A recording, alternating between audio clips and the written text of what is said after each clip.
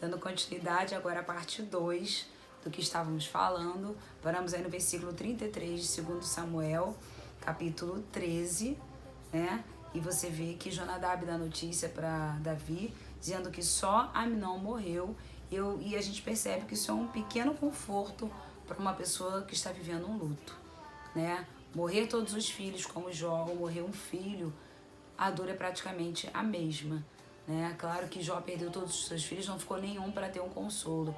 Mas no caso de Jonadab, ele tentou trazer um consolo para Davi, sendo que ele foi o mentor de toda aquela história da tragédia inicial.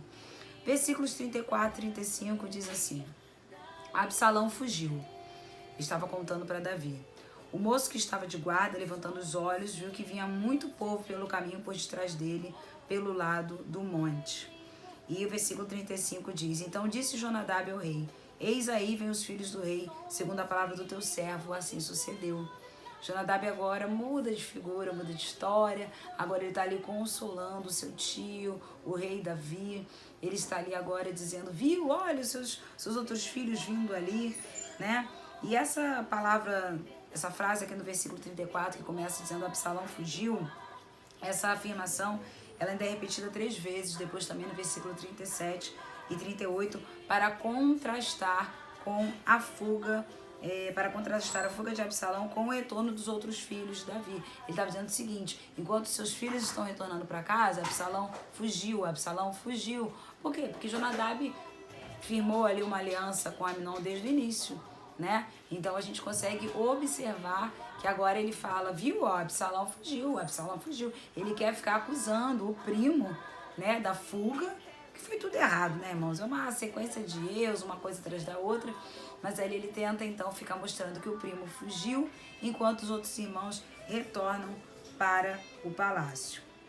E aí nós vamos ver também, observar também, que essa expressão, o moço que estava de guarda, né, se refere ao vigia que permanecia ali nos muros da cidade, cujo trabalho era alertar os cidadãos contra os perigos iminentes.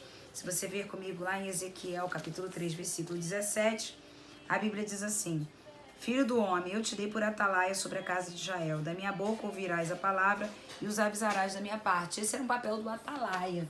O atalaia ficava a postos para quando o inimigo viesse, para quando o inimigo aparecesse, o atalaia era o primeiro a avisar que o inimigo estava vindo, né? Eu quero fazer essa pequena analogia porque foi o que aconteceu naquele momento, tanto para notícias boas como para notícias ruins.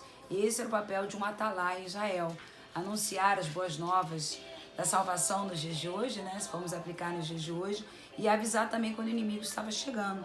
Por isso que no versículo 35 diz que Jonadab fala: Eis aí vem os filhos do rei, segundo a palavra do teu servo, assim sucedeu. E o 34 anterior diz: o moço que estava de guarda, ou seja, o atalaia, levantando os olhos, viu que vinha muito povo pelo caminho por detrás dele, pelo lado do monte. Então o atalaia, apesar de toda a notícia ruim, estava trazendo uma notícia boa naquele momento. Os outros filhos de Davi ainda estavam vivos. Vamos finalizar com o versículo 36 que diz: Mal acabaram de falar, chegavam os filhos do rei e, levantando a voz, choraram. Também o rei e todos os seus servos choraram amargamente. Assim que Jonadab acaba então de dar uma boa notícia dentro de um período tão difícil que Davi estava vivendo, chegam os filhos do rei e também começam a chorar amargamente. Olha, queridos, o que nós podemos ver aqui é que o festival se transformou em lamento. O que era para ser uma bela festa, né? Como Absalão falou ali que seria uma festa muito grande, a festa da tosquia, né? Dos tosqueadores, assim como a festa da colheita, a festa das primícias. Havia também uma festa quando se tosqueavam as ovelhas, e toda essa festa que Absalão planejou, que na verdade era uma grande trama para matar o seu irmão Aminon, toda aquela festa em Baal Azor, né, o nome daquele lugar, se transformou na verdade em luto, se transformou em um grande pranto, se transformou em uma grande tristeza. Você vê aqui no versículo 36 que todos choraram. O festival acabou em lamento, a festa acabou em pranto. A promessa de Deus para o seu povo é ao contrário, que Deus mudaria as nossas vestes, que Deus colocaria óleo de alegria sobre nós, ao invés de tristeza, de pranto, vestes de louvor ao invés de espírito angustiado. Mas quando nós saímos da presença do Senhor e quando nós deixamos de ouvir a voz de Deus, tudo se vira contra nós. É o contrário do que a Bíblia diz. Você começa a viver as maldições. Você, ao invés de ter óleo de alegria, você tem tristeza. Ao invés de você ter vestes de festa, vestes de alegria, você tem espírito angustiado. O contrário do que a Bíblia nos promete, porque você para de viver as promessas de Deus. Foi isso que aconteceu com os filhos do rei, foi isso que aconteceu com a vida de Davi e com todos os seus servos. Por quê? Porque eles pararam de viver a palavra. Porque a tragédia na família real foi uma consequência de erros, uma consequência de até mesmo como Davi fez, né? E Davi, ele foi omisso, ao invés de repreender Aminon, ele deixou Aminon ganhar asas, né? E eu quero dizer para você algo no dia de hoje. O estupro de uma filha levou ao assassinato de um filho. A desintegração da família de Davi continuou. Os filhos e servos choraram. O rei chorou. Temos que pensar antes, muito antes, com quem estamos nos aconselhando, que não sejam Jonadabes que estejam te aconselhando. Temos que pensar se não estamos fazendo o rei chorar ou os filhos do rei chorarem.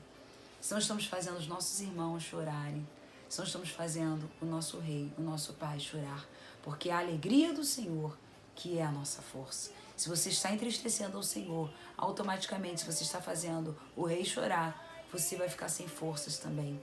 Você vai ficar fazendo pessoas, seus irmãos chorarem, e isso vai gerar tragédia em cima de tragédia. Mas como diz essa canção, hoje é dia de você dar de comer ao seu inimigo, hoje é dia de você trazer ao seu inimigo um copo de água, hoje é dia de perdoar, liberar perdão, hoje é dia de amar, mas também de ser amado. Nós nascemos para ser amados. Essa canção diz isso, que para nós, como filhos de Deus, o mais importante é o amor. Peça perdão. Peça perdão. É difícil, mas peça. Perdoe. É difícil perdoar, mas precisamos aprender a perdoar. Eu sei que Deus está falando contigo. Peça ao Senhor para te ensinar a amar. Fala para o Senhor, Senhor, eu preciso ser amado. Amém? Eu quero orar por você neste momento, por você que está sofrendo, talvez a perda de alguém, por você que está sofrendo porque não consegue perdoar, por você que está sofrendo porque não consegue amar, por você que está sofrendo porque não está sendo amado. Eu quero orar pela sua vida nesta hora. Pai, em nome de Jesus, eu quero colocar neste momento vidas que estão precisando liberar perdão, vidas que precisam perdoar, vidas que precisam aprender a perdoar e serem perdoados também, pessoas que estão sofrendo porque não estão sendo amadas, aquelas também que precisam aprender a amar, que o Senhor traga o consolo neste momento, como esta canção diz, que possamos dar de comer ao nosso inimigo, que possamos trazer um copo de água para o nosso inimigo, se ele tiver sede, se ele tiver fome, que ele encontre em nós o mesmo que tu fizeste com Judas. O Senhor o chamou de amigo, mesmo quando Judas estava ali para entregá-lo ao seu inimigo, porque na verdade o caráter de Judas não alterou a pessoa de Jesus. Nos ensina, Pai, a cada dia amar e perdoar, para que possamos evitar tragédias em nossas vidas, em nossas famílias, para que não venhamos a fazer o nosso rei chorar, para que não venhamos a fazer os filhos do rei chorar. Nos ajude no dia de hoje, em nome de Jesus. Amém e amém. Amém, queridos? Que a paz de Deus, que excede todo o entendimento, possa superabundar na tua vida, na tua família e na tua casa. Em nome de Jesus, que Deus abençoe a todos.